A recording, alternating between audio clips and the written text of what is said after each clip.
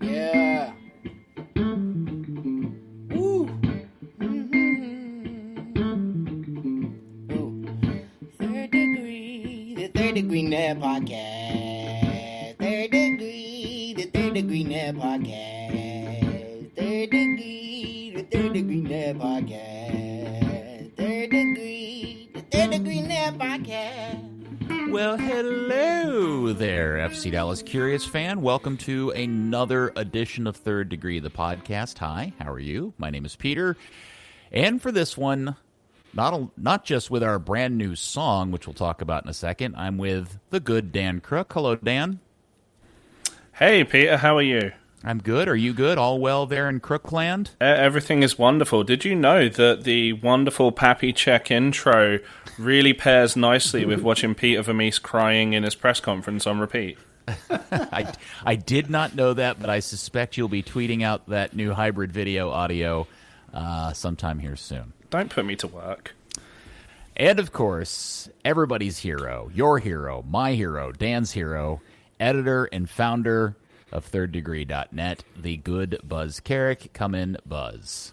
Hello, Peter, calling in today from the bank where I'm cashing my Allstate check.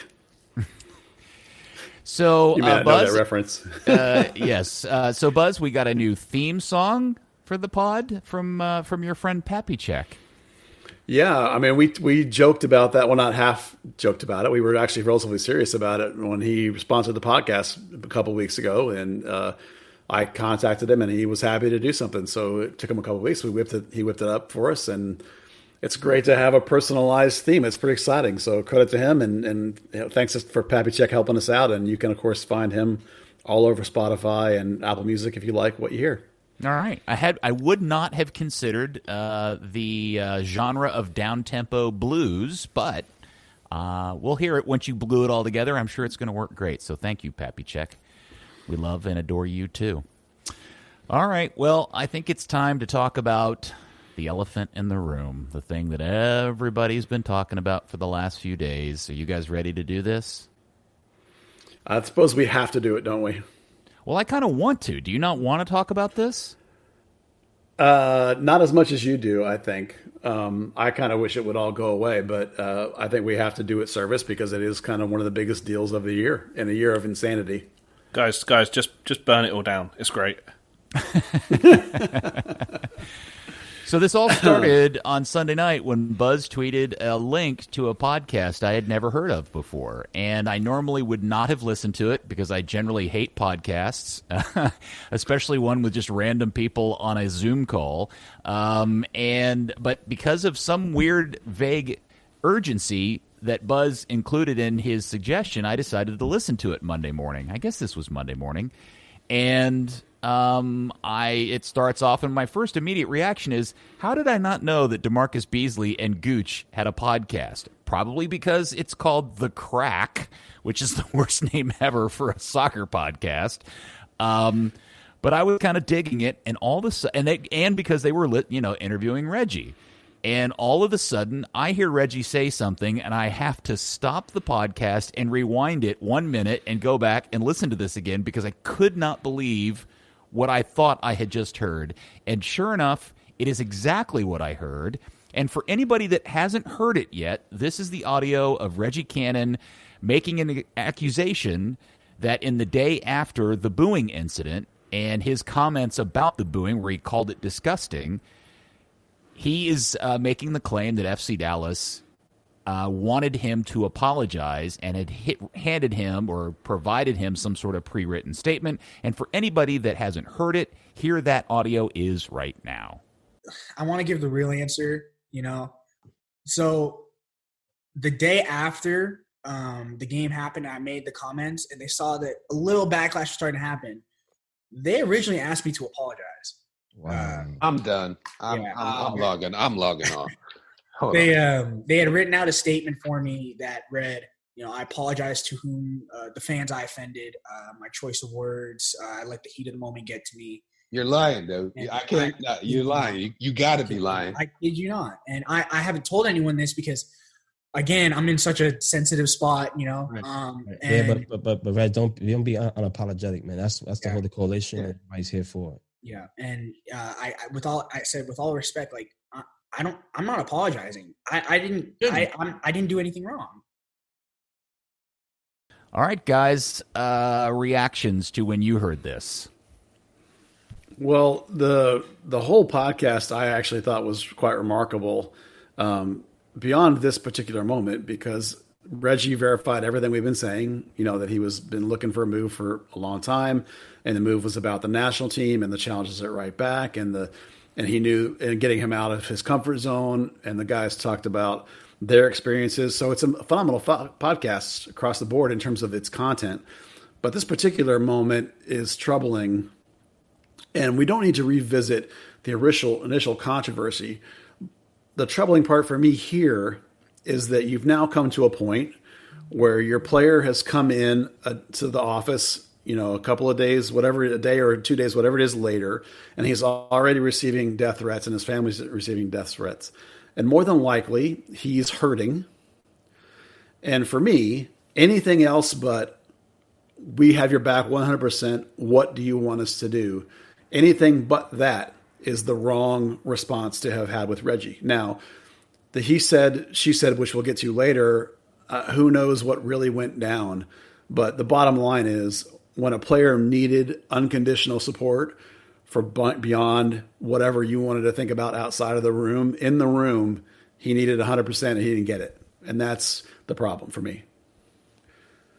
It certainly ties in with that really weak statement that FC Dallas put out, until the Hunts as a collective put something out in response to Major League Soccer actually saying, hey, we support one of our players here, So it all ties in and says, okay, well, maybe the initial statement was kind of just a token gesture and wasn't in any way trying to back up Reggie as a person or as a view. I mean, I continue to be ultimately frustrated that we ever got to this point based on the idiocy of less than 5 people. That continues to drive me nuts, that we've all allowed a handful of idiots to create all this noise. And I will continue to point the finger at the club's decision, stupid, idiotic, immature, amateur decision to put Reggie in front of the media after the game that night. That is by far the triggering event that caused all of this in the first place. It was so unfair to Reggie to ask him to comment on something without the full context of what had happened that night. He's down on the field. He doesn't really know what's going on. They had just lost an embarrassing game to an expansion team. He's frustrated. He's got all this stuff going on. And, of course, Reggie rightfully just kind of speaks his mind, and that is the beginning of all of this. But I thought what Reggie's comment in here was fascinating was that the request, if you really go back and listen to Reggie's the way he kind of parses this out, I don't think the death threats and stuff had happened at this point, because he actually describes it as after a little bit of controversy had flared up, the next day they came to me and wanted me to apologize.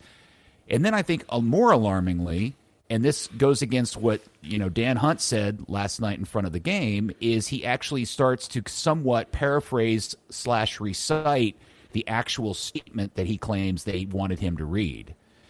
And I that to me is, all of that is just an absolute disaster for this club, because for all the reasons you just stated, Buzz. I mean, it's super frustrating and super weird. And the weirdest part of all is that I am 100% convinced Reggie did this on purpose. He did the interview. He asked them to delay it. They agreed that he should delay it till all of it was done, and he essentially planted a time bomb to go off later somewhere down the road, and it has worked to perfection. Well, Reggie clearly 100% didn't want to affect his own transfer, and it's clear that the other two guys who in the podcast are forming kind of a mentor-type role obviously agreed to that, and I don't blame them for that, because if this would have all blown up in the middle of his transfer, it could have impacted the transfer. I think there's no question about that. Yeah, I think to follow up on that, he probably didn't want to affect his teammates as much as anything, because as we saw during COVID and everything else, when there's a tiny bit of controversy, we're trying to elbow people who don't cover the team out of the way and in the Zoom calls to try and talk some soccer. And we know it was pissing Lucci off because he made a remark about it, something that he doesn't typically do, and players have done the same. So at least if Reggie's not here by the time that all comes out, he's not a distraction in the team, and the team aren't bearing the brunt of it as much as maybe the club as a whole in the PR department and ownership. Yeah, if you listen to the entire podcast, and let me also add this in and agree with Buzz, the entire podcast episode is fantastic. There's a ton of really interesting conversations in there, and particularly when DeMarcus Beasley says, yeah, we never defended in Houston. We hated playing against Reggie and Michael Barrios because we never defended. That's pretty great. But the other part of that I wanted to bring up about it was what happened in the after effects. So what happened was I heard this, I cut the audio, and we tweeted it out. I tweeted it out, and it immediately started going viral. Grant Wall retweeted it. Taylor Twellman retweeted it. Damn him. Pretty much every major soccer, Jeff Carlisle, every major soccer media guy got a hold of it and retweeted it. And to date, I think it's almost at 150,000 impressions. That's like 100 times more than anything I've ever put on social media before. But the thing that I was really shocked by in the reaction to it, and I think it's the singular thing that if I am Don Garber, Major League Soccer, Clark, or Dan Hunt, that I would be worried about, was the almost universal 100% condemnation and immediate acceptance of everything Reggie said as 100% truth, and how that turned around on that club. Nobody seemed to want to stop and go, wait a second. Well, let's hear the other side of the story. Everybody was just ready to light FC Dallas on fire and throw them in the garbage can. Yeah, I think that FC Dallas has not developed a lot of goodwill in this regard. The soft first supporting thing, and then having to come back later. Then the subsequent game of putting everybody in the locker room rather than having come out. The Hunt family has a tradition, has a long-standing support of conservative issues. I think people don't give Dallas a lot of credit, and people just assume that Reggie wouldn't lie about such a thing. I certainly have always found Reggie to be very truthful and very open. I don't know of any cases when he's lied to me, certainly. So it's not surprising that when the team then started to sit on it and not reply, it just collectively just steamrolled after that. I definitely see there's almost a certain value in some silence, in that, hey, you don't want to bury your homegrown, but you have to say something. I agree with you. Every time I've spoken to Reggie, he's been completely open and honest, whether that was, I had a shit game, such and such screwed up, the other team did this, or even just like, I don't want to talk right now. The guy is super emotional, wears his heart on his sleeve. I remember asking him about receiving a Player of the Year award, and he was more focused on that he felt he had a bad performance, and he was on the verge of tears, saying, the whole season, for me, the whole season doesn't matter too much since you're only as good as your last game, and I just had a shocking game. So a couple days go by, and we don't hear anything out of the club. And, we kind of checked with some sources, and it was up until about an hour before the game last night, I had kind of just come to the impression that the club had decided they were just going to go into let it blow over mode, for better or worse. And that kind of made sense, because we were starting to hear some stories that maybe an email had come out from the top level down to a certain level at the club that was making comments. I've heard this from a couple of different sources now that essentially was making claims that maybe the version of events Reggie was telling people they didn't agree with it, right? Like that, we don't remember it happening that way kind of deal. And then last night I'm watching the Channel 8 News, I guess it was the 5:30, 6 o'clock, I don't remember what it was. It was the news, and I see Mike Leslie shockingly do a story on the Reggie thing. And he plays the Reggie audio, And at the very end of it, he says, we reached out to FC Dallas for a comment and were given none other than was told that Dan Hunt would be commenting on the Reggie audio during tonight's game broadcast. And I immediately started going through my email. I texted Buzz and I was like, has anybody announced that Dan's going to make a statement about this to the media anywhere? Are we aware of this happening? And you guys, to this day, they did not tell the media Dan was doing this, correct? Yeah, no, nothing. Dan? Yeah, no, nothing. Even the staff were scrambling when they realized that it was happening when Dan appeared on the TV and the press box. Okay, can we just take a second and comment on how effing weird that is? Yeah, I think that there must be two forces at work here inside the organization. One that wants to do nothing about it, and then Dan's like, I've got to do something. I've got to say something. Because the only people that seem to know about it were the broadcasts themselves. So I don't know specifically, why there's a disconnect, but there seems to be a disconnect. Yeah, so it didn't air during the pregame. It actually occurred literally on the onset of the game broadcast itself. And so Dan Hunt is standing in Steve Davis's position on the left side of the now famous plexiglass wall, and Mark Followell is queued up to essentially ask Dan a pre-given question that Dan can answer. And if you're one of the people that have never heard this, and if you haven't, I understand why. We'll talk about that in a second. Here's that 2 minutes from last night. Yeah, first I want to be clear on this. There were no written comments that were pushed upon Reggie. That's really inconsistent with our values here at this club, and that kind of taking away of freedom of speech has really bad implications, and that's something that we are not associated with. That's not in our core values for me and my brother Clark. And I was sorry to hear those comments, but we met with Reggie the day after the game and talked to him about upcoming media opportunities and how he wanted to go through this and provide different opportunities, and he declined those opportunities. Those are well within his right, and we respect him. We love Reggie Cannon. He's an unbelievable young man. He was a great player here, and I was just sorry to hear that because that's just not consistent with our core values at FC Dallas. We would never push a written statement upon somebody that disagreed with what their stance was on something. In the aftermath of those comments as well, there was a narrative out there, Dan, that the national anthem incident is what was the impetus for his transfer from FC Dallas to Boa Vista in Portugal. How would you address that?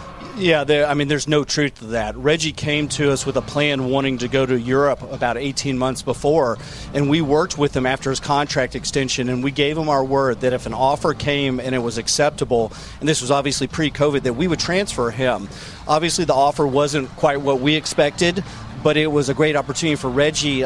We were worried a little bit at first because it's a new league, new opportunity, but Boa Vista had made the commitment to sign players, including there was talk of Albert Ellis going. So we wanted to make sure, and they had a plan to play Reggie Cannon. You can't have players go to international teams and not play. That totally destroys their development. And so Boa Vista had a great plan. Reggie wanted to do it, and Clark and I lived up to our word to Reggie Cannon, which was to transfer him. All right. There's a lot to unpack here. Any particular comments you'd like to start out with, Buzz? Well, yeah. The first is that there's been some complaints, and this is not a defense of Dan, by the way. The first is there were some complaints that he looked wooden, that he looked like he was reading something, that maybe he was reading a teleprompter. And what I would say about that is that if you've ever had a chance to talk to Dan Hunt, and I have, and this includes whether you have a microphone in your hand or not, this is just kind of how he talks. He tends to recite these sort of preconceptualized ideas that he has and then puts those out there for you. And then if you circle back to the same topic, you'll pretty much get the same talking points. So it's just his style of conversation, the way he is. So I don't think you can read anything into that being like a prepared bit. That's just how he does. Honestly, the only times I've spoken to Dan and he's been kind of like free-flowing and comfortable is just when you're talking and you're both having a beer at the same time. He kind of like, it's like he's off company time and he can kind of be a person. Yeah, there is very much an off mic / camera Dan Hunt and an on mic / camera Dan Hunt. And what we were seeing last night was the on mic / camera Dan Hunt, which is Robo Dan Hunt. But let's really drive to the point in the big question here. Is Dan ostensibly calling Reggie a liar? Yeah, I mean, basically that's what he's saying. This is what it comes down to. People's faulty memories. They talk about this with car accidents too. Like you can interview 20 witnesses. And this is definitely a car accident. Yeah, but that's what I mean. Is like you'll have 20 witnesses talk about a car accident, and they'll all give you a different story. So like several days later, everyone that was in the room is going to have a different story. Now, I'm not defending the team. I'm just saying that there's no way to really know unless somebody digs up a recording of the conversation. But I don't think it matters. Now, you remember I went back and I said, when we first started, I said the big mistake for me was that when Reggie is starting to have all these difficulties, these death threats and all this, and the controversy, that you should have been all about support and you weren't. Well, this comes back to the same thing to me. Like Dan's going on TV here and he's arguing a semantic. Like he made a big deal about there was no written thing. Well, honestly, who cares if there's a written thing or not? The point was you went into a meeting and offered the guy options. It's like you don't want options. What you want to do is say, you're our guy. And they didn't do that. And so now you go on TV and you're trying to defend that.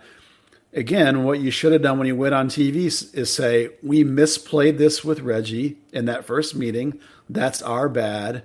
We should have done it differently. But now we're here to say that we 100% support the kid and want to do everything that he wants us to do. That's what they should have had a mea culpa and said, my bad. And then you would have actually been able to repair some with your fan base by defending yourself and arguing semantics. You're not going to win this, right? This is bad PR. You're never going to win this. Even if you convince people you're right, it still looks bad, right? They should have just said, my bad. We got your back, Reggie. Let's move on. That's what it should have been, and it wasn't. Right, because Dan Hunt's answer last night essentially admits that they asked him to apologize. He's just quibbling over the fact that it was pre-written or not. Yeah, he's saying they didn't hand him a statement, but they gave him that and a bunch of other options of media availability. Well, why are you putting him up on a pedestal in front of a camera? What good is that going to do? The only correct answer is to say, and if they can stay socially, they can sit on the fence socially and say, hey, regardless of your views, booing the players and particularly throwing a bottle on the field is unacceptable. We back our player in labeling that action disgusting. That's not labeling the FC Dallas fan base disgusting. It's not calling FC Dallas fans racist as a whole, but it's saying the action of something that goes against the code of conduct that all fans have to adhere to when they buy their ticket is disgusting. Okay, so a couple of other things that I want to unpack from this. First off, I can't figure out in my head if I should be put out by Dan Hunt's choice of attire and lack of shaving for him to show up and do this, or if I should actually have a great level of admiration that dude, the black sheep of the Hunt family, just gives 0 Fs. I was really, really shocked that for that particular incident, we got that version of Dan Hunt last night. Is anybody else surprised by that? Well, I will tell you that my wife said exactly the same thing, and she's just a normal soccer fan. She's not a media personality. So for her to have said that, and then of course my father compared him to Mark Cuban. But I think if you're trying to be taken seriously, I think I would have gone with at least a tie there, if not a jacket as well. My wife doesn't know Dan Hunt from anybody at the grocery store, and she saw it. She was like, who is that, and why is he on television? And when I told her the story, yeah, she too was pretty surprised by that. So the other part of it is that I'm really trying to screw my head together as to why, like what they thought was going to come out of this, and how they thought this particular statement would help, because on the heels of them putting this in their game broadcast, they've not posted it to their website. They've not shared it on social media. They haven't transcribed it and put it anywhere. The only way anybody would have ever seen this was either A, they happened to flip the game on exactly at 7 p.m. or 7:30 and caught it live, or they happened to catch the tweet that we put out yesterday, Buzz, which is me literally shooting the video in real time on my phone from the screen of my television in my kitchen and posting it on social media. And I can't figure out what does that signal to the fan base that is that they're embarrassed by what Dan said, or they just figure they've done it and now it's over with? What? Yeah, that's the confusing part. That's what I said about there being two competing concepts inside the organization, because once Dan decides he's going on, he's going to do this, you would think it would be down to the team to disseminate it, out as here's our official statement, but they seem to be attempting to bury it at this point. So maybe the reaction wasn't quite what they anticipated, and now they don't want to trumpet things and make it any worse. I'm really, honestly, I'm very confused about the whole situation. They've not done a very good job with the PR on this one. Just going back to the whole appearance thing, I wonder if it's a case of, because we have to remember that Dan Hunt does indeed go into work at 8:30 every morning, and he's in his office. If this was something that was just sprung on him really late, and he's like, don't really have the time to drive down, pick up, get changed, get all cleaned up, and get back. And also, to play into that, if their attitude is, well, if anyone asks, now we can say, he's made a statement, he's not commenting any further. Oh, I'm sorry you missed it. Oh, no, we don't have a record of it. Yeah, I think Buzz is onto something. I think there's an internal conflict over this stuff. I don't think, in my heart of hearts, as critical as I am of this club, that they are fundamentally or systematically racist. I just don't think that they are. I think they're a conservative family, yes, but they employ too many people of too many nationalities and colors and give them money and do all kinds of good things. And by and large, I think Dan Hunt in particular is known as a guy who floats around in a lot of different societal circles of different flavors. So I just am confused by how they choose to handle this, and I'm very worried for a club who is it just seemingly was universally accepted as 100% truth. And I'm not suggesting that Reggie's telling inaccuracy or lying or anything. I just thought, wow, if everybody's just willing to accept it that way, if I'm on the outside, if I'm in the inside of this, I'm really worried that everybody was just too willing to accept that as 100% truth and light us on fire.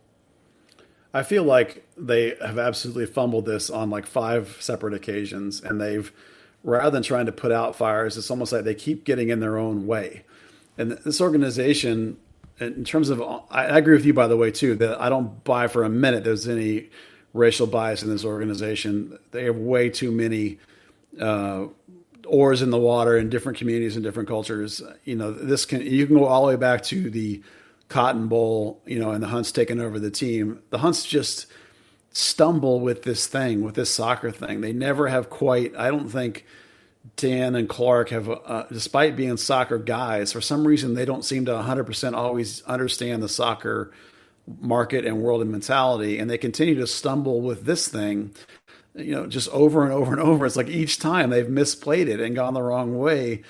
And it's true almost across the board with this organization that the on the field product, the way the academy runs, the way the first team runs, we love all of it based on the fact that it is a short budget. Based on that, they do the very best that they can and they perform. But the whole rest of the organization all the time is just a cluster. They're just always just screwing these things up. And at some point you just accept that, like, it's just how they are. They're just crap at this stuff. And it's what it is. Yeah, it does confuse me because of the family names ties so deeply into U.S. soccer at large, right? And then even more importantly is the family's ties to the NFL and the danger that they put themselves in with something so vital to them. I mean, this is the same family that just won the Super Bowl. Right.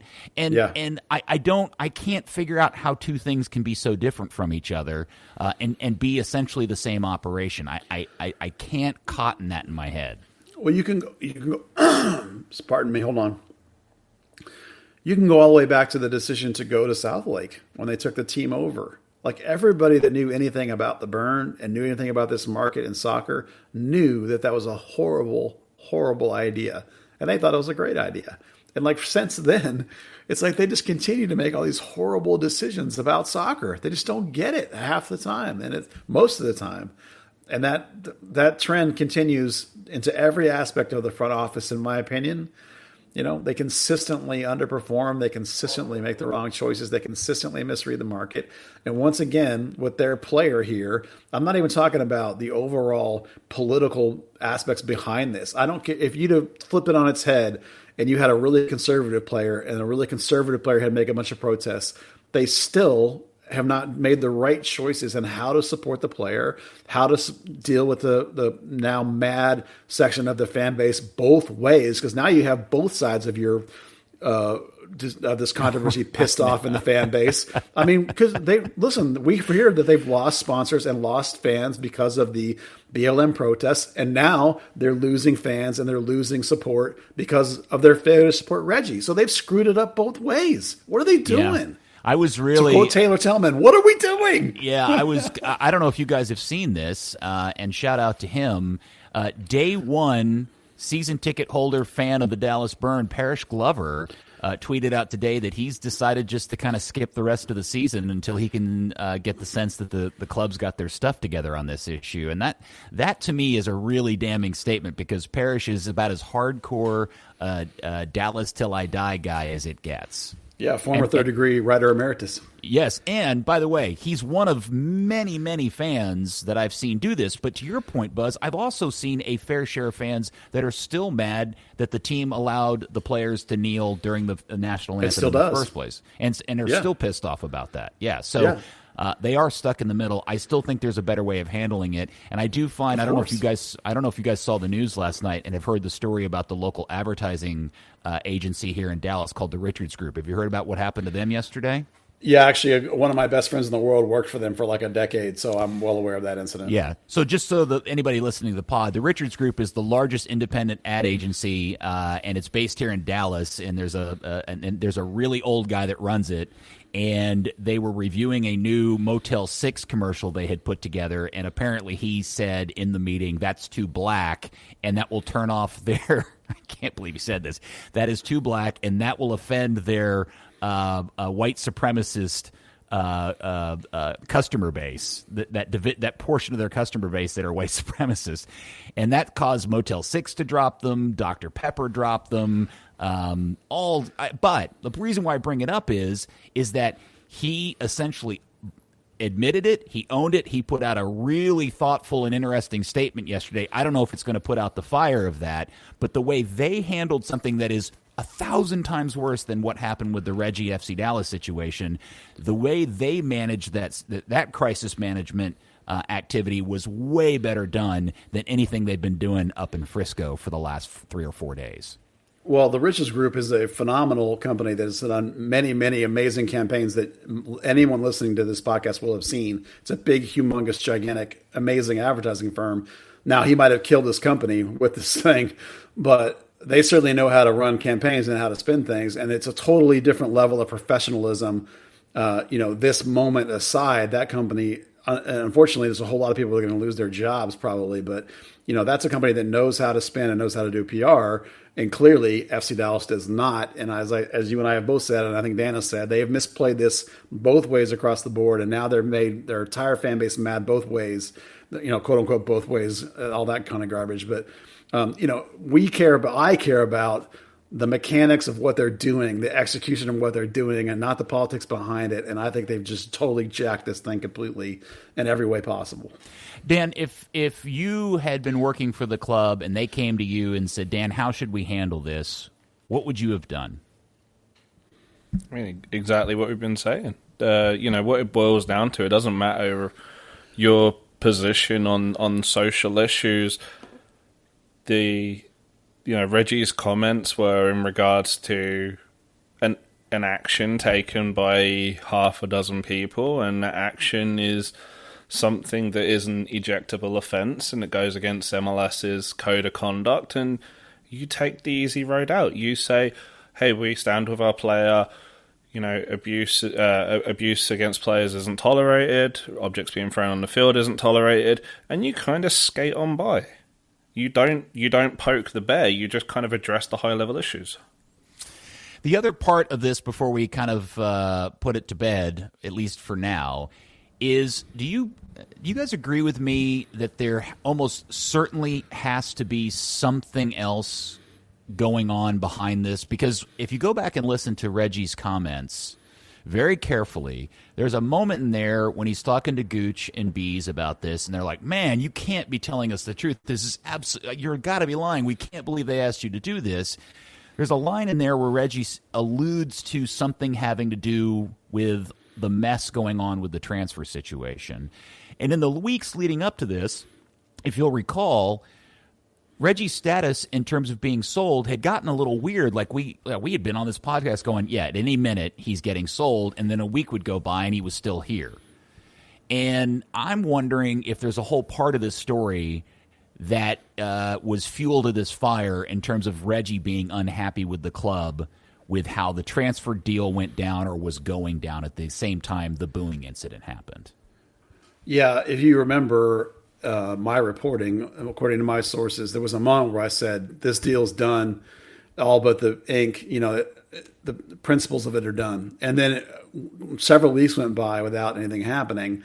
And I also had reported along the way that a couple other teams had come in, and that's what muddled things up a bit, as more teams come in and inquire and throw numbers on the table.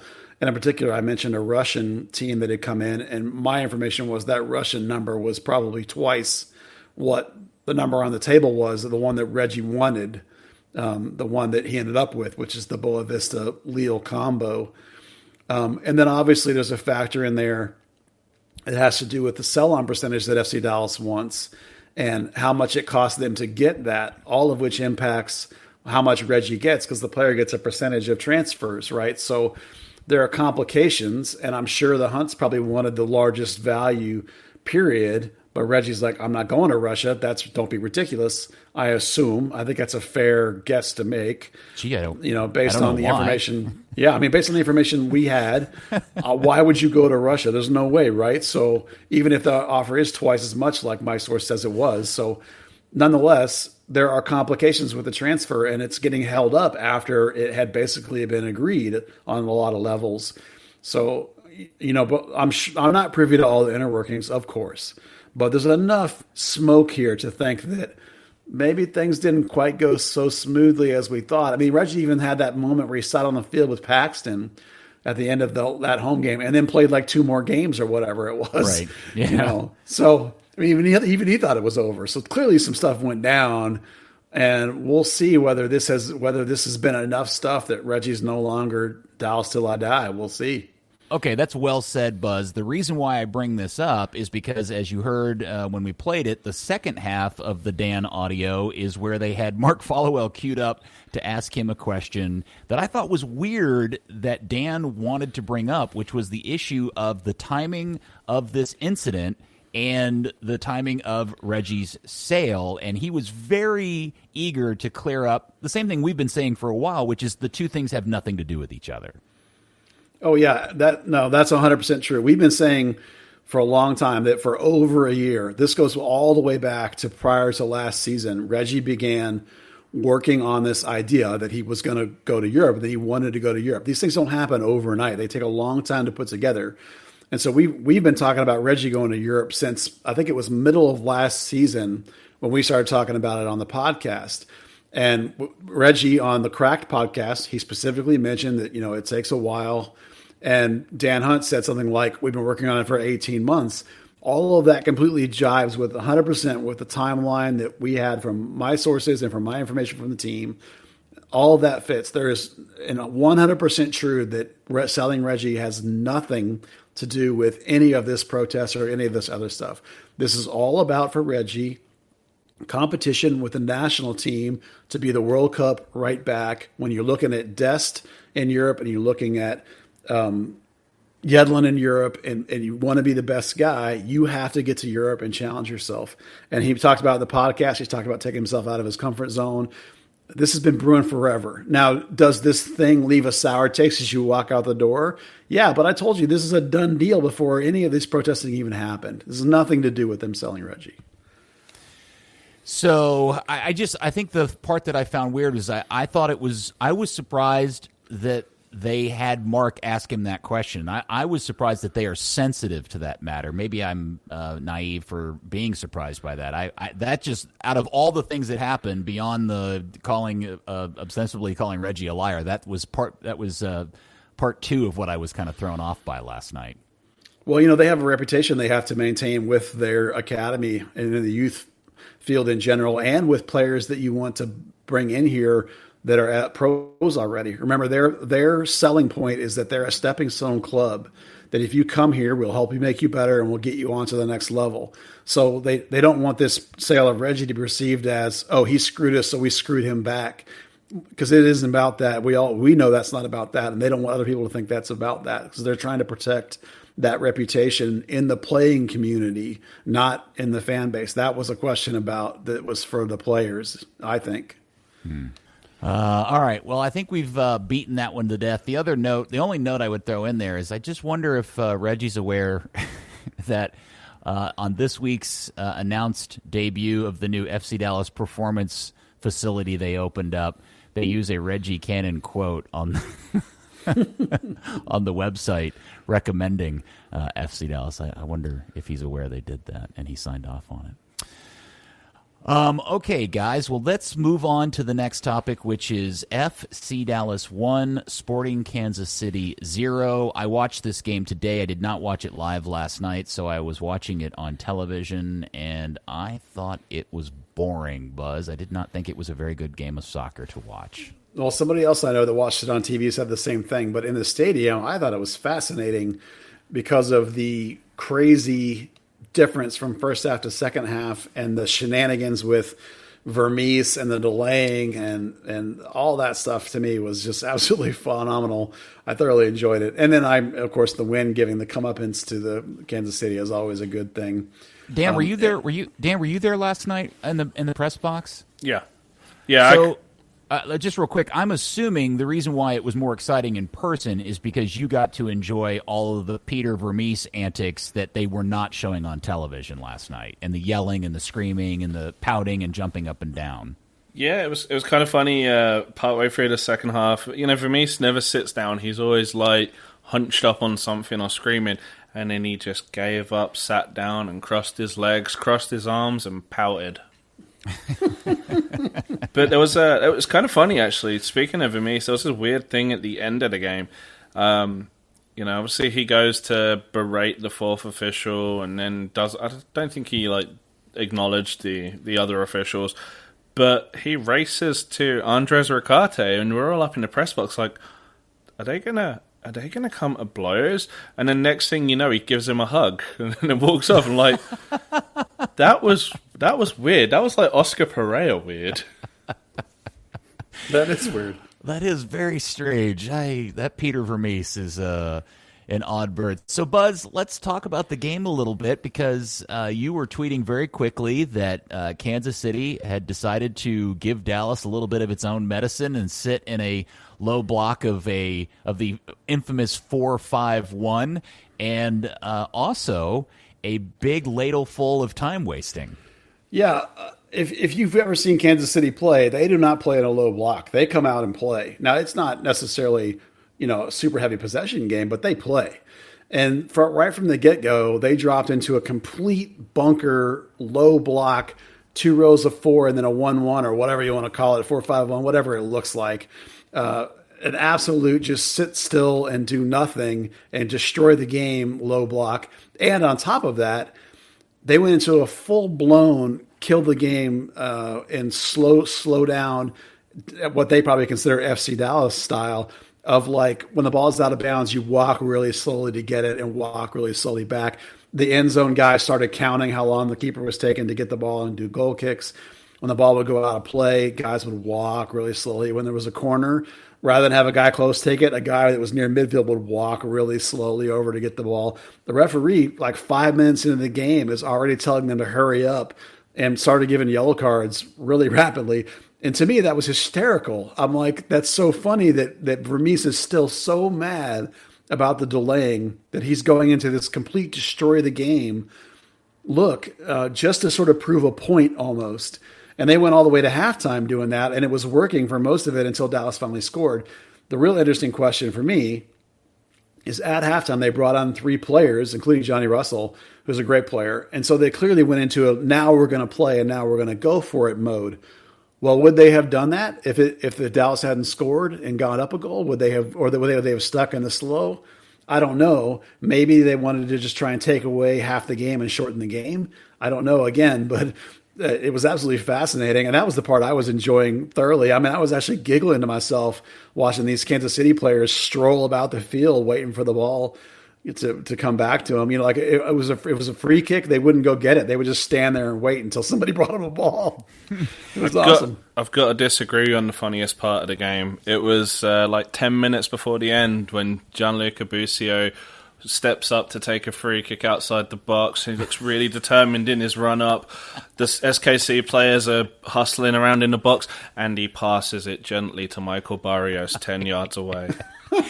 For all of the praising and adulation that we've thrown out on this podcast for Busio, and then he farted that free kick away like that, that was pretty fantastic. I've got to say, you know, talking about like the antics and everything else, and FC Dallas, I asked a couple of people about, hey, you guys don't do well with a low block, and you did very well with a low block, and it was just kind of funny to see that SKC almost like shot themselves in the foot trying to frustrate Dallas with the worst executed low block, because the fullbacks and wingers were just getting behind Jalen Lindsay and whoever was on the other fullback position at will.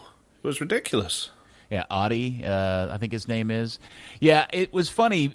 Now, again, on television, you didn't really pick up the time wasting, and in fact, you really didn't even notice it until the referee came over and gave, I think it was Adi, a talking to for wasting time, because I guess the ball rolled out for a throw-in, and instead of just picking that ball up, he walked all the way down to the wall and picked up one of the clean balls and brought it back. Right. And the referee, and then Steve and Mark pointed out that it looked like Vermes was trying to enact some revenge on that. So that wasn't as obvious, at least to me, on the TV broadcast. But what I found interesting was the fact that once Dallas does score that goal and they get to the second half, they ostensibly traded low blocks against each other. Well, I don't think that Dallas quite into it when it's a low block, but certainly once Sporting Kansas City decided to play, then Dallas, went back to their more normal system they use against Kansas City, which is they're not in a super hurry to get it back. And they press high and then drop. So I think you're right. No, they didn't go into 2 lines of 4, but you see what I'm saying. They decided to shut up shop a little bit themselves, and Kansas City was having some success banging on Dallas's door, at least early in the second half with it. Well, that's why it's so funny the first half, because they clearly completely just gave the first half away just to prove a point, and that's why it's so hysterical, because they had some of their best players on the bench and just saved them for the second half. It was really weird. Now, in your post-game, your great new feature that you do, your 3 quick thoughts video that you put up on social media in minutes after the game, you made the comment that highlights the difference between what Lucci does with fullbacks and what Oscar used to do with fullbacks, and how that related to the 1 goal in the game. Yeah, before I do that specifically, related to that is that Kansas City attacked down their left side 51% of the time, which is a clear indicator that they thought that Brian Reynolds was the weak spot defensively. And then Reynolds, with his pace, just proceeded to just shut down everybody that came into his zone. And even Busio tried to go right at him 1-on-1, and Brian just handled it easily. So I enjoyed that aspect. But the part you're talking about that led to the goal is that we've talked before about Lucci's system with the attacking outside backs. And what happens is when you have an outside attacking back, you overload the offensive third of the field with an extra player. Well, in Lucci's case, Lucci actually specifically wants both outside backs to go at the same time. Now, Oscar never did that. Oscar was always, when one goes, the other one stays back. It was always one or the other. He was very adamant about it. They worked on it training all the time. Recognition of when the guy's going, and, it's my turn to go back. Lucci, 100% all the time in training, go, both of you, same time. He wants a double overload, particularly in a low block. And that goal was a cross from Reynolds clearly looking for Hollingshead. That wasn't a misplayed cross. That was a long cross to Hollingshead, who was wide open on the other side. And so the double overload broke the block, and it was perfectly effective, and it would not have happened under Oscar. Yeah, Ryan Reynolds had 2, 3, 4 really, really quality crosses in that game last night that the team just could not convert. Yeah, at this point, I think it's pretty clear that he's the best crosser on the team, without any question. I don't think there's anybody on the left side that can cross hardly at all, relatively speaking. Ryan's okay, and Barrios had been probably been the best crosser before now, but clearly I think at this point it's Reynolds. His balls are both driven and low and accurate to people's feet in dangerous spots. And at this point, he's one of the most dangerous attackers on the field for this team, and he's a right back. Yeah, so in the moments after the goal, there was a tussle between Barrios and their goalkeeper, Melia. Did we ever figure out what that was about? Or was that just Barrios being Barrios? I think it all started because Frank O'Hara got up in Melia's face. I mean, I assume it came down to there's always shenanigans with trying to kick the ball away or keep the ball or do something. And the fact that, the goal hit the post, hit the back of Melia's head and went in. So there's a certain element of shame after all of their shenanigans. Did they decide that was an own goal after all? They've awarded it to Hollingshead. I actually asked him about it and he kind of shushed me. Really? Because that was not going in. It came off the post. It only went in. He hadn't seen it because it went through a bit of a crowd of players. So when I asked him about it, it was the first time he heard that it wasn't direct in. I think they've decided with that bit that if a player doesn't try and kick the ball, if it just bounces off, then that doesn't count as an own goal. You have to make a soccer move or something for it to be an own goal. Really? That's why it's okay, not. Dean Blandino. I'm not saying that that's funny, right? I'm just saying that I believe that's the case because it went off the guy clearly, right? Yeah. But it's not an own goal. So I was watching little tiny Michael Barrios, run up and get into it with Melia, who's literally twice his size, and I had this suddenly the annual MLS player survey they do every year where they ask them all these questions and everybody anonymously answers. Oh yeah, I love that thing. You know what they need to add? They need to add who's the biggest jerk on the field. And I guarantee you Barrios is going to be top, 2, 3 on that list? Oh, well, he's up there, yeah. He makes people really mad. But I do want to say, we do know the thing that started it. Barrios jumped up, put his arm around Melia and said, "It's okay, I scored a header a couple of weeks too," and people couldn't believe that either. All right, so now here we are, first win in a while, 1-0. It is a goal created and finished by fullbacks. And, Buzz, one of the other comments you made last night was how much you're in love with Ricarte as a player. Oh. And I know you are, but what is it we're not... So if Ricarte is this player that you love so much, and I'm just kind of playing devil advocate here, because I generally agree with you, why aren't we seeing... What is broken about this attack where they've got this amazing creative midfielder that isn't converting into even opportunities, much less goals? That's a good question. I don't know that I know what's broken per se, other than to say that Hara only had 20 touches again. There's definitely a problem with this team getting the ball into the feet of your 9. Now, part of that he's playing a false 9. I think there's something to be said for Hara and the whole offense of this team still trying to figure each other out. I mean, we talk about players sometimes needing half a year or a whole year to figure out the league and the team. So I'm not panicked yet, but if you look at Ricarte's passing chart, I'm counting, it looks like 7 times where he tried to pass the ball into the, right inside the arc, right above the PK spot. Presumably that's to Hara, and they're not connecting. So I agree with you that there's definitely a problem and a disconnect there. I'm hoping that it'll get better with time. The part about Ricarte's game that I find so delicious is that what I call spatial awareness, right? He's aware of what's around him in midfield, probably with an early head check, probably so early that I'm not even seeing it. but he's feeling guys coming in and he's setting them up. He's setting them up for the foul. Like when he makes the touch, he moves the ball to a position where if the player reaches for it, they're going to foul him.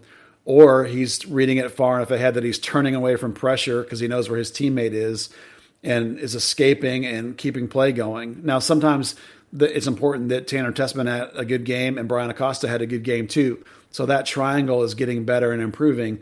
But in particular, just the instincts that Ricarte has about who's coming, how hard are they coming, are they going to foul me, or do I have a moment to turn and go? Do I have a guy that's lateral I can pass to? Can I turn and find somebody forward? A lot of passes to Barrios, not a lot of passes to Pico. That's a question mark. So I just love what Ricarte, just the idea that a guy came in the prime of his career, mid-season, and is great. I mean, when has that happened with this club? I'm so excited about this guy. He's such a good player.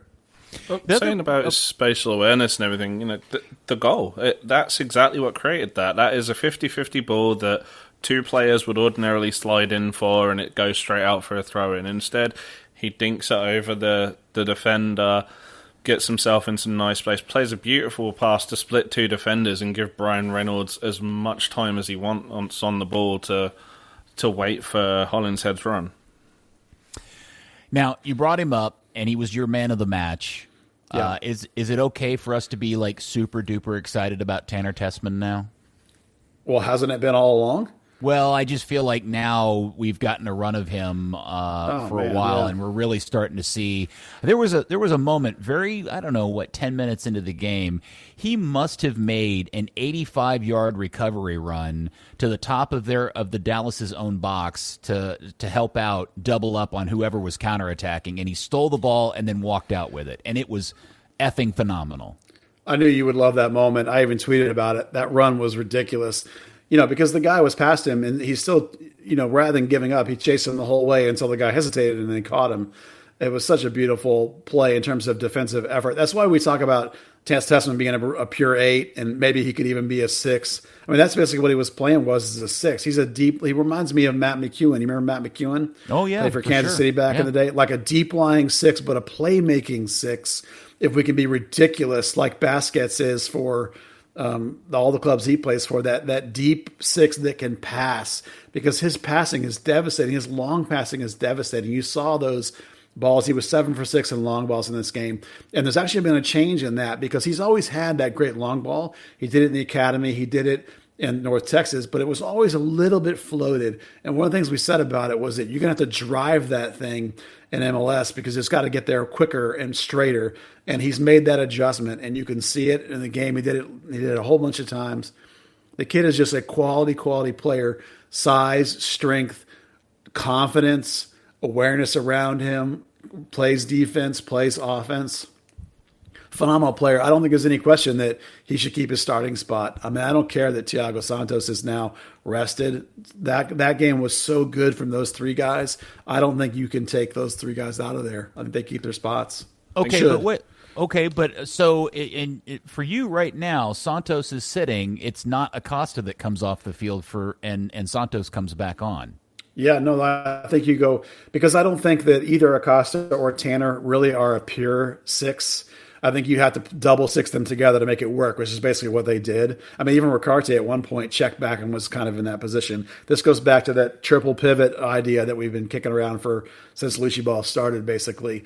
Because really Tanner and Acosta both, when you do this, are 6'8" hybrids. They're not pure 6s. And it really works with both of them, I thought, in particular. Now, listen, I hate the Acosta field goal, wide right attempt over the top. That drives me crazy. But, I'll take that once a game if overall you're going to have a good game. And I thought all 3 of those guys, but both Acosta and Tanner as that deep player, taking turns, playmaking from there. Their charts are almost completely identical. We're both fantastic. And just one of them is an 18-year-old kid, so that's really exciting. Don't get used to him being here very long, by the way. Dan, one thing that the Tessman run proves to us is there is, you hear this from players all the time, which is, man, I just need a run of games to get into my vibe and my groove. And what you get the sense when you watch Tessman specifically last night, is that now he's finally getting a run out and he's kind of getting into a groove, which is, and then counterbalance that with the fact that now Sylvania goes out there in little bits and spurts and he just doesn't look like the same player. And you wonder, is that just simply because he's not getting quality minutes? And then you compare and contrast that to somebody like Jesus Ferreira, who's been given all kinds of minutes and never kind of gets back into form. I think it just goes to show how much the mental side of the game comes into it. Testament, we just definitely saw a drop-off when he was having those spurts of minutes. Granted, he hadn't played a competitive game in 6 months, probably the first time since he was like 8. But just speaking to him yesterday after the game, he's such a nonchalant guy. I'd asked him about those cross-field passes. He's like, yeah, that's something I've got in my bag, and I just thought the first half needed a couple of them. The second half really didn't. When we speak to players, some players are a bit uptight, and they clearly do need that run of games to clear their head more than anything. So, and we're definitely seeing that with Brandon Sylvania. One thing that really helped him out last year when he made the adjustment from playing under 20s to going into the FC Dallas first team just was the amount of time he had with North Texas and just getting that regular run out. And then let's move over to this other subject. In the 57th minute, a beautiful ball is played essentially to the penalty spot to an onrushing Franco Jara, who is marked, but then he takes a shot and blows it wide. And I immediately thought to myself, if that was Cobra, if that was Christian Coleman, we would be screaming bloody murder and tweeting funny tweets and all of that. But no, it is our $1 million man, Franco Jara, who has now not scored in how long?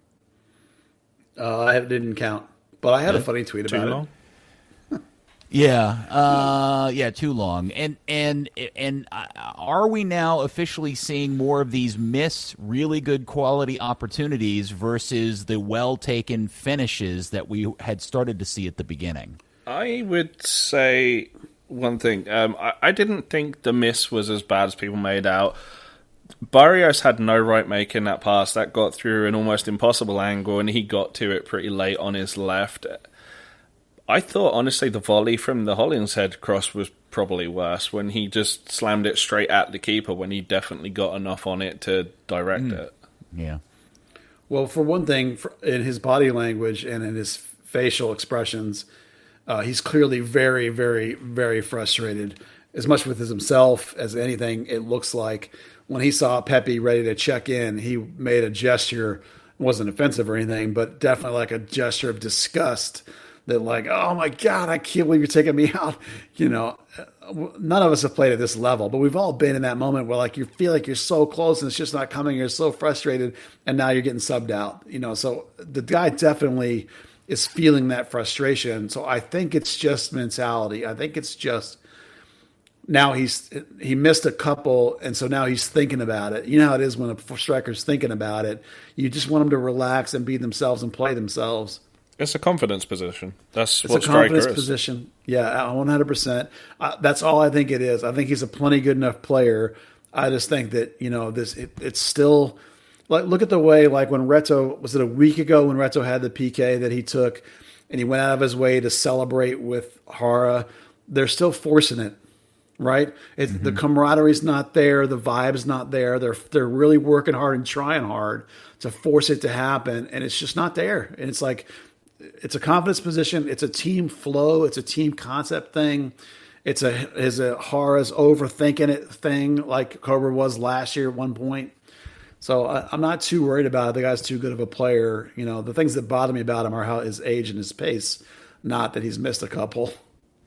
Well, thank God we never openly complained and whined and made noise about the Hunts spending the money to get Chicharito here, right? Like we're clear on that, right? In our defense, Peter, we were talking about that 10 years ago when Beckham got signed, when Chicharito was the shiznit and was worth the money and the stardom. But like when LA signed him, we were like, that's going to be a disaster. It's going to be horrible. It's a decade too late. Yeah, if Dan and Clark ever want to throw some love on themselves, they can say, "Hey, look what we did. Look at the choice we made. Yeah. Look at the spending choices that we made, and look how that worked out." Because you certainly, in almost no scenario, would take Chicharito over Haro at this point, based on the performances. Maybe to sell jerseys, not for anything else. Yeah, true. Fair enough. Although I really want to buy a Frank O'Hara jersey. Okay, it's funny in my head. No, I chuckled. I just wasn't very loud, but they'll sell you one. Go get it made. I'm sure they will. Yeah. The other thing that I noticed is that they do appear to be making attempts to figure out how to break low blocks. The one thing that I noticed Ricarte was trying, I don't think he was getting a ton of cooperation from the rest of the team, as he was constantly looking for somebody to make runs in behind the back line. We finally started to see some delayed runs out of midfielders or some of the fullbacks. It's not 100% clicking, but you can see the beginning elements of them trying to figure out how to pick that lock.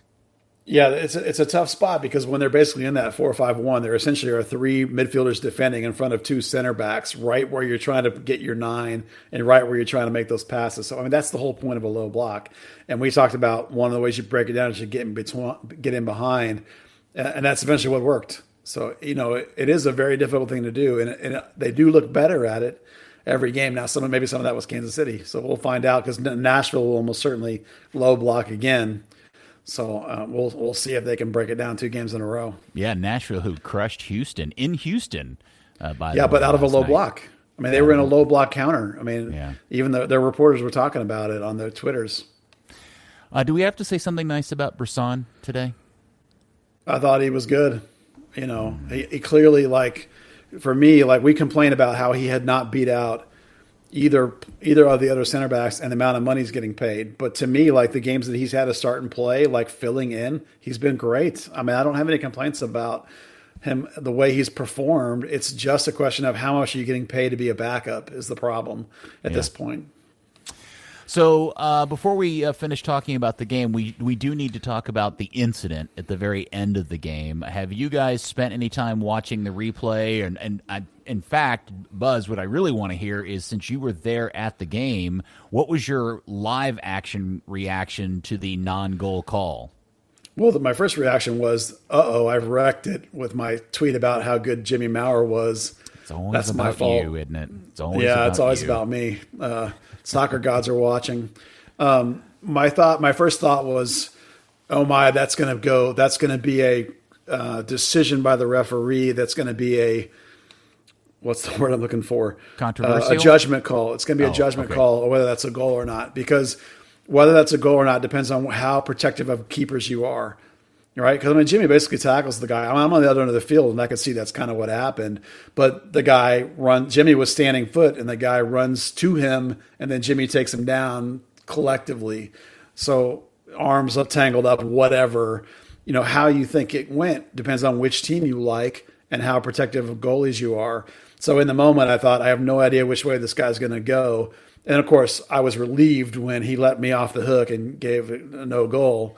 But I can certainly understand why Sporting Kansas City was pissed, because if you happen to think the other way, I can easily see it going the other way. And when I watched the video, I really couldn't tell you even now, having watched the replay 3 times, whether it should have been a goal or not. Dan, your thoughts, sir? Yeah. And I'd also like to hear the reaction in the press box, since you were sitting up there. The reaction in the press box was a little bit of confusion at first, that the ref had gone in so quick, because, he just runs in point in, you're like, well, it went in, so he's not given a penalty. He says it a free kick. Is he actually given a penalty? What's going on? In live speed, it's definitely a judgment call. On seeing the replay a bunch of times since, after seeing a kind of 50-50 split on things, one thing kind of stuck out to me that maybe prevents the video assistant referee from getting too involved is that Jimmy parried the cross into the path of Gadi Kinda, ironically someone who FC Dallas was linked with. Kinda has the shot, Jimmy palms it up, And then at that moment, Gatti kind of actually drops his shoulder into the chest of Jimmy, which is kind of like oh, fuck it, I'm going to just take you out and see what happens. Jimmy definitely wraps his arms up, but I mean, I can tell you from years I've played rugby, or anyone could tell you from playing football, if you hit someone and you're sending them to the ground, they wrap their arms around you because they don't want a loose limb and they want to try and ease their fall. I thought it was interesting that after the game, Vermes commented that they were told the VAR official did review it and deemed it a foul on the Sporting guy. So they were livid that VAR said it was a foul on their guy. So at some level it was reviewed, and at some level the VAR agreed with the referee that it was a foul. I thought this was an interesting case for, I constantly say that I love video review, but I think it needs to be limited to real-time speed only. Like when you start introducing slow-mo into anything, you can almost change your mind about, anything. Like slow motion just makes everything look 1,000 times worse. And when you watch it in real time, I can clearly see why the referee said the Kansas City player fouled Jimmy, because he kind of does run into him first, or it looks like he does in real time. It's only when you kind of slow it down and really slow it down that it becomes more questionable as to whether or not Jimmy initiated the contact or not. That was just my particular read on it. But if I'm a Kansas City fan, I can completely understand why they feel aggrieved by that decision. By the way, Peter, I thought you would enjoy the fact my wife said that in the stadium VAR sucks. And so I asked her why she said that, and she said because they don't tell you what they've decided. There's no communication from the ref, and they don't put it on the board like what the ruling was. Well, so that's funny. That's exactly what you've said the whole time. And she, out of the blue the other day, she just told me that, and I was like, oh, I got to tell Peter. Well, you're right, and that's one of the weird quirks about how VAR is instituted, which is VAR looks at everything. We only know about the incidences where it ends up going back to the center referee, and clearly they looked at it very quickly and said, nope, whatever you called was correct. We agree with you, and that was the end of it. But they don't communicate that back. They didn't, and to be honest, Buzz, they didn't communicate that back to Mark and Steve either. Yeah, they again, look, they do a terrible job with communication. The only person they tell is like the coach is on the bench, and that doesn't help the whole stadium or the broadcaster or any of that stuff.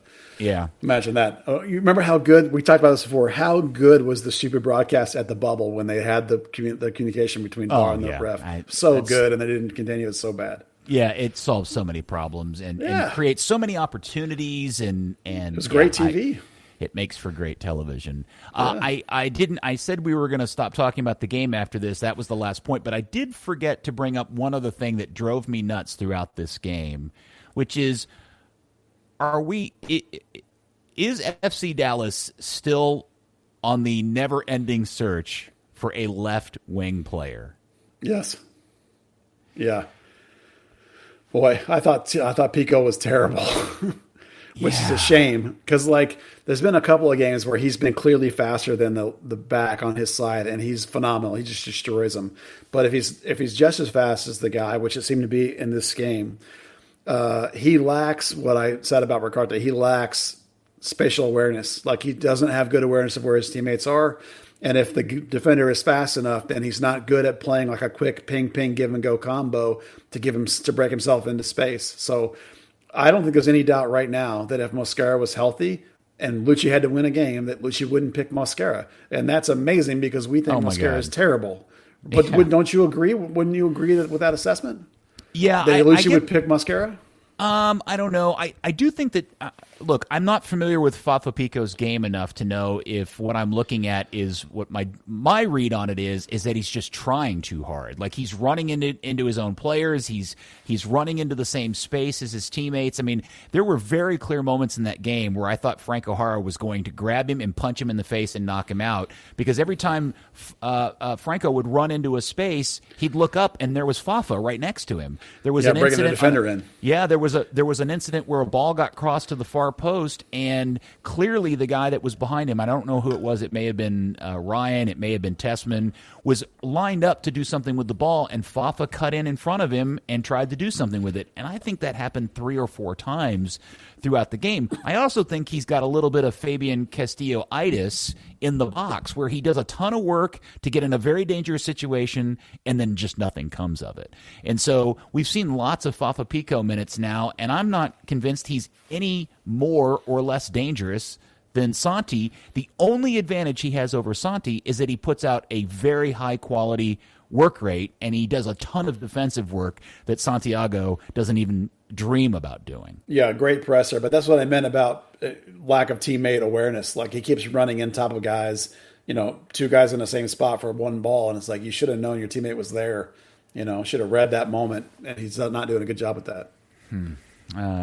Okay, well, any other thoughts about Dallas 1, Kansas City 0? Now, here's you do realize, Dan, what this sets up is that Dallas is now undefeated in its 3 regular season games against Kansas City. Do they play Kansas City again before the end of the season?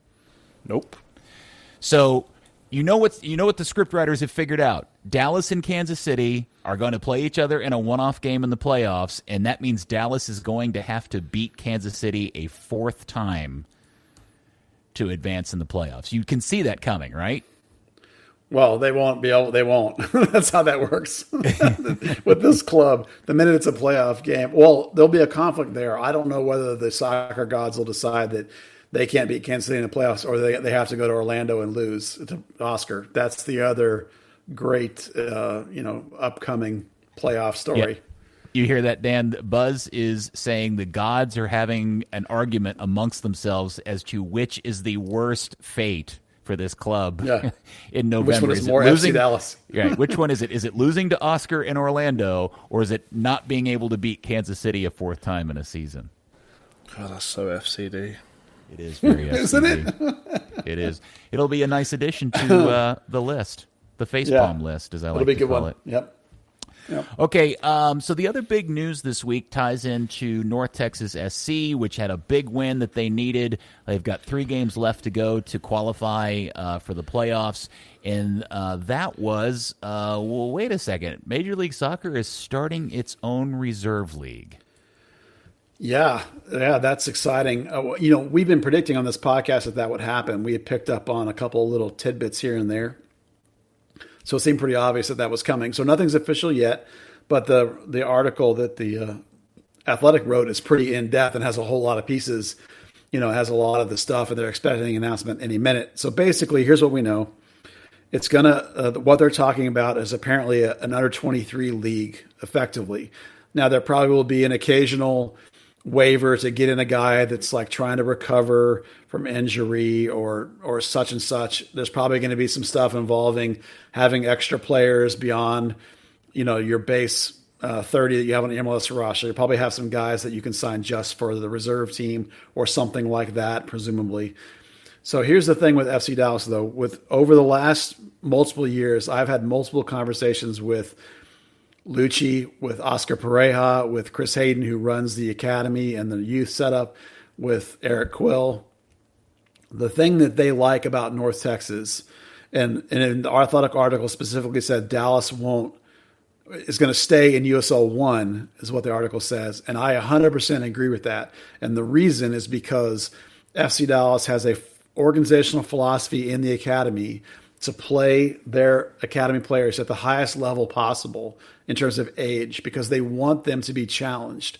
And specifically, by moving up 3, 4, 5 academy players into North Texas, and also including the young guys they've signed instead of going to college, also including young picks, the entire team is basically playing with an average age of like 19 or 20. There's a couple of guys that are 22 maybe, but they want them to play against these 27, 28, 30-year-old men who will kick you in the balls to win, who are fighting for a career. They're fighting for a job. They will bite. They will claw.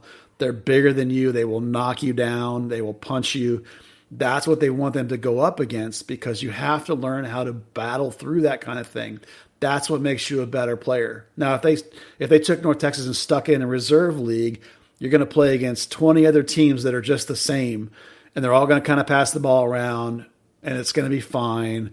But it's not the same as North Texas and USL 1. Like, when the pandemic is over, some of these venues are going to be intimidating little baseball fields with horrible surfaces. There are going to be 4,000 people in Chattanooga. There's going to be some tough environments. Dallas loves that stuff in terms of player development. So that's why North Texas Soccer Club will stay in USL 1. I'm predicting that's going to happen. It's not official. That's what I'm telling you it's going to happen. And then number 2, I think they actually will feed a team in the reserve league, but it's basically going to be their U19 team, basically. Like the leftovers are going to play up in that league, some semblance of a team cobbled together with mostly academy guys. And then you'll see a trickle-down effect. A lot of the 17s will come up to the 19s, et cetera, et cetera, et cetera. So I don't think it's accurate to say Dallas isn't in the reserve league. I think it's accurate to say North Texas stays in USL 1 and Dallas will field something in the reserve league made up of leftover academy kids, if that makes sense to you. So in the American soccer pyramid, which is not a pyramid, but you know what I'm saying. Yes. Where does this reserve league fall, specifically in relation to USL 1? Because it's MLS, USLC, and now USL 1 and also MLS 2? Well, there's no reason really that they need to have official sanctioning. Now they've said, the article says that they're going to go for Division 3 level, which is the same as USL. No, I understand. I don't mean officially in the hierarchy. I just mean in general. If we're trying to compare USL 1 to MLS 2, where do they sit next to each other, or is one on top of the other? Well, they'll basically be next to each other. It'll be basically a U23 league. Like a lot of leagues around the world have, where you basically play the same schedule as your senior team, and it's a bunch of kids mostly with a couple of rehab guys going down, you know. And then when you have these big, huge clubs, every year they'll have like 20 guys that'll hit that level of 23, and they'll waive all but like 2 of them that'll actually progress into their first team. You know, so that's kind of the way this is going to work. You know, it doesn't even really need official sanctioning because it's basically just an internal league. You know, but the equivalency is going to be like, this is going to be above the academy, equivalent to college, essentially, in terms of the age bracket. You know, you can argue it's equivalent to USL 1 and to NISA in terms of the level of play it's going to have, but it won't have it's not going to have these older guys from the age of 24 to 34, these seasoned pros, these experienced guys, these nasty guys, these big, huge guys. They won't be in there. It'll all be a bunch of relative kids playing in it. All right, but if little 17-year-old up and coming hard nosed center back Dan Crook, who his family moved over from England when he was 10, and he's come up through the FC Dallas system, and he's a bright shining new defensive light. Which team does he want to be on? The MLS 2 team, or does he want to be on the North Texas Soccer? Oh, North Texas, team? Yeah, unquestionably. Okay. Because that's where you're going to go up against tougher competition, and that's where the very best players are going to be put by FC Dallas. Mm-hmm. You know, you're talking about from the FC Dallas perspective, their reserve team is North Texas.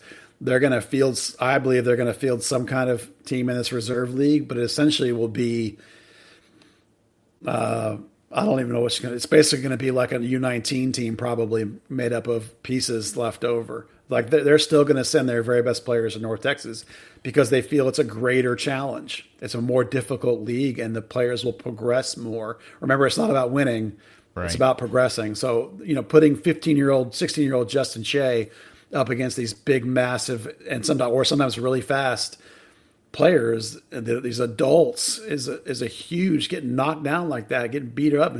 You have to figure out internally how to do it. That's progression. That's how you get better. Not like, because right now the FC Dallas U19 waltzes through the academy most of the time, except when they play Solar. Maybe they just wipe up the floor with everybody else.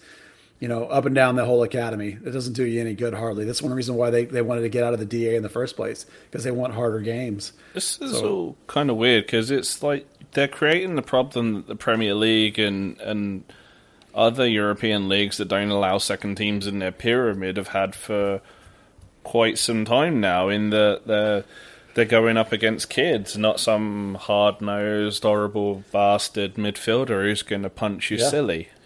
Yeah, in a way, think about it this way. They're going to replicate Bayern Munich. Bayern Munich's reserve team doesn't play in the reserve league. Bayern Munich's reserve team plays in, Bundesliga 3, I think it is, right? So that's what they're going to replicate. That's my belief based on previous conversations. None of this is conversations based on the last couple of days or anything. This is just a history of talks about where things are going and why they like the things they like. They're going to have a team outside of the reserve league that's going to be their most important team, just like Bayern does. Hey, Buzz, you know what they say about that young up-and-coming center back, Dan Crook? Slow. No. He gets stuck in and wins his 50s. Oh, yeah, I bet he does. All right, so North Texas does have 3 games left to go, and are they shaping up well for qualifying for the playoffs after a rather shady start to the season? Well, they're going to have Burgess and Manjoma down the rest of the year, and they're going to have Robertson and Cirillo on Friday with them, so that'll be good. They're definitely much, much better now than they were 2 months ago. They have 3 games to play. They need, however, because they're 3 points behind, and Richmond is the team they're trying to catch, and Richmond has the tiebreaker, unfortunately. So they have to pass Richmond. They basically have to win out and have Richmond drop, not lose, but not win 2 of Richmond's 3 games. So like if Richmond wins 2 games, it's over. They don't control their own fate. Richmond does. North Texas does not. Even if North Texas wins out, they need Richmond to not win 2 games. They can tie them, that'd be fine, but not win them.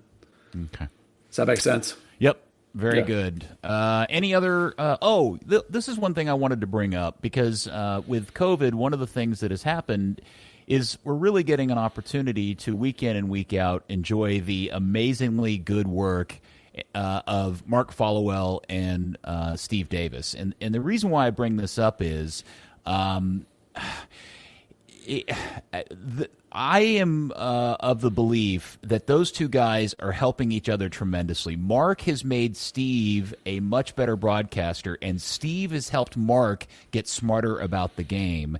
And if they're not the best home-based TV play-by-play and color combo in the league, somebody show me who is. Steve in particular, and I've said 1,000 times, I am generally not a fan of somebody who is not from the game itself, like had, played it professionally, coached it professionally, playing that analyst role. But Steve has proven me wrong, and he does it week in and week out. The way that he analyzed that penalty kick, or not the penalty kick, the foul call at the end of the game was about as even-handed and as unbiased as it could possibly be. He's critical when he needs to be critical about the home team without doing it in an awful way. And I just so enjoy their work, and we're so lucky to have those 2 guys. And if you don't believe me, go turn on a San Jose game or an Orlando game or pretty much any other team in MLS, and you will quickly come to my side of the coin that we have the best TV play-by-play analyst in the league.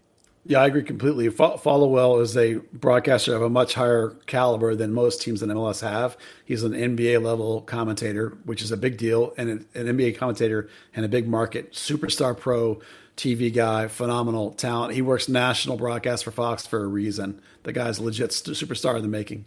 Steve Davis, I agree with you, Peter. Usually I want a player in that position or a coach in that position because they can give you the, when I played or, when I coached, we did this, that. Steve's missing that part, but he's been covering soccer for a living since I was in college, so the guy knows the game. So when it comes to a guy that's not a player, he's as good as you can be. And you're right that when he started doing it, he wasn't a TV guy. He's a print writer, right? So he's had to learn on the fly how to do television. And I've worked with him before. Every game he soaks it up. He learns. He always wants to get feedback of how I can be better. And that's a credit to him that he is improving and has turned himself into a great broadcaster. I agree. Yeah, and we're not just blowing smoke up his skirt. You're a TV game producer. I'm a broadcaster. Both of our careers, I think we have a legitimate point of view on how well he's doing. And it just continues to get better, and it really is an ideal duo between the pair of them, and we're just very lucky to have them both. Yeah, I particularly admire Steve's ability to keep it level and keep a perspective when the team he's covered for 30 years is going sideways. It's hard to keep a balanced perspective when you cover the same team all the time, and he does a really nice job with that. Yeah, and a league filled. They call that. Yeah, and we know that this league is filled with homerific duos, right? Yeah, we complain about it all the time, especially for those people who don't get to hear Steve and Mark do their work because of however the broadcast thing is set up. You're always treated to some guy that will watch somebody try to break somebody's leg and go, "Oh, Steve in particular is really good about just calling it as it is. And what I don't think a lot of people know about Steve is Steve has played the game his entire life. He's a really nice little player himself, and he coaches. Like, he gives his time to his community out in East Dallas, and he has these coaching classes that he teaches kids. So I think I don't know what license he has, but beyond just covering and writing as a professional journalist, he actually is a part of the game flows through his body in the way that it does with players and coaches. And I hope everybody knows that, because that's part of the reason he's so good at his job. Yep, agree. Well said. All right, Dan, anything you'd like to throw out before we finally stop doing this and go eat dinner? No, I'm good. I'm gonna just enjoy some more Pappy Check. Yeah, and you're doing the editing tonight, aren't you? You've got a lot of editing to do, my friend. Yeah, how are we nearly at 2 hours? Is it Good really? Lord, are we? Are we really? There was a lot to talk about tonight. We never even... Hey, by the way, I just want to say, I really liked Lucci's white short sleeve button-up shirt last night. That was a very nice, sharp look, I thought. You had to get the fashion hit in. I didn't like the tight pants, though. That's not my jam. You couldn't. They didn't really show those on TV. They kept showing the shot from the waist up. So he wears the narrow-legged. This is boot country. We like them boot cuts. He wears those narrow-legged. He's a handsome skinny man, Buzz. He's a handsome, handsome man. And if you would look like that, you'd dress like that, Buzz. Coach Gucci. Yep. Gucci Lucci. Yep. All right. Well, Dan, thank you for your insight and thoughts about the Reggie situation and the game last night. As always, I appreciate you, and you make me laugh. Just with my presence? Yeah, sure. You're like a clown. Wow. You're the pod clown. I'm not Christian Coleman. Oh, yeah. Oh, that's mean. And Buzz, thank you, my friend, as always. This was always a fun time to spend with you guys. And thank you, FC Dallas. Oh, wait, hold on. Oh, yeah, if you like our podcast and like our coverage of FC Dallas, please give us some support at patreon.com/Third Degree. We could use the support, and we would appreciate it very much. All right, Dan, Buzz, thank you both very much. Thank you, FC Dallas Curious Fan. We will speak to you next week. They don't play again until Tuesday against Nashville, and we'll talk about that and hopefully not much more, if we're all lucky, on another stellar edition of Third Degree, the podcast. Pappy Check. Third Degree, the Third Degree Net Podcast. Third Degree, the Third Degree Net Podcast. Third Degree, the Third Degree Net Podcast. Third Degree, the Third Degree Net Podcast.